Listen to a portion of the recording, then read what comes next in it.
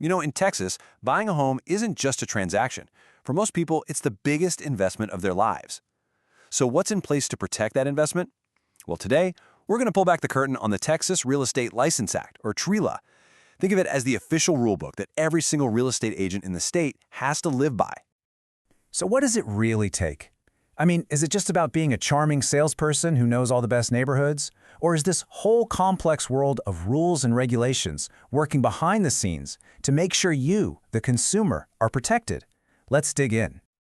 To make sense of all this, let's follow someone on their journey. Meet Alex. Alex is driven by one thing: helping people find their dream home. It's a great goal, right?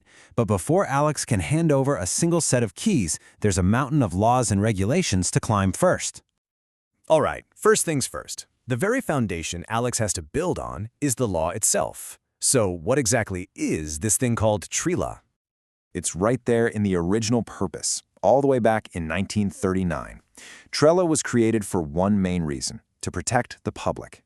It's a shield, really, to make sure the person guiding you through what is likely the biggest purchase of your life is qualified, ethical, and, maybe most importantly, accountable. But hey, a rule book is useless without a referee to enforce it, right?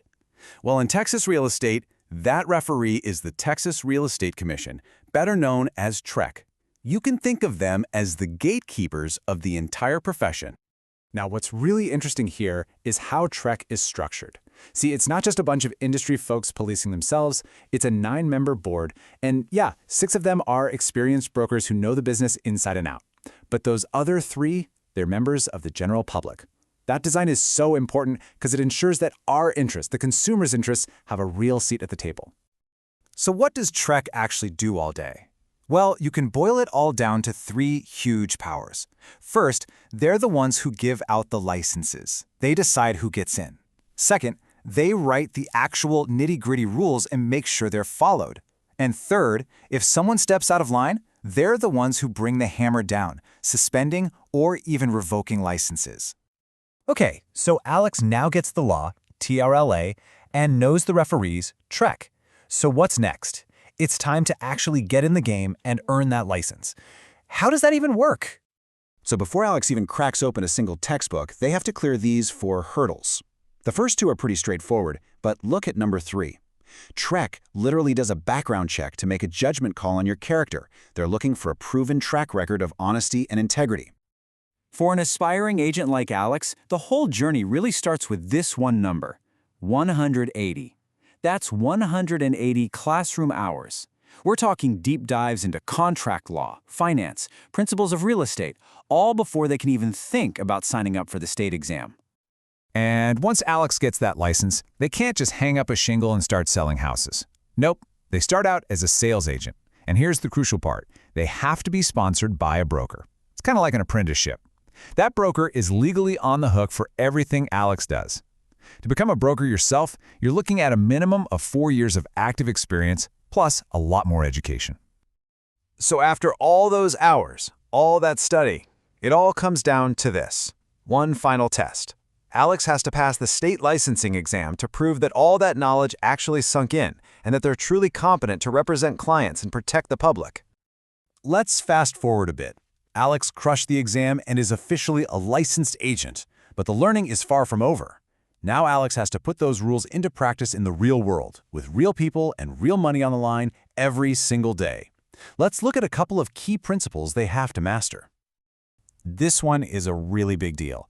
The very first time Alex has a serious conversation with a potential buyer or seller about a specific house, they are required by law to hand them a written notice. This form clearly explains who the agent represents. Are they working for the seller, the buyer, or someone else? It's all about total transparency, so there's no confusion about loyalties. Okay, but what if things get complicated? Like, what if Alex's broker represents both the person selling the house and the person buying it? Well, in Texas, that's allowed, but only under the very strict role of an intermediary.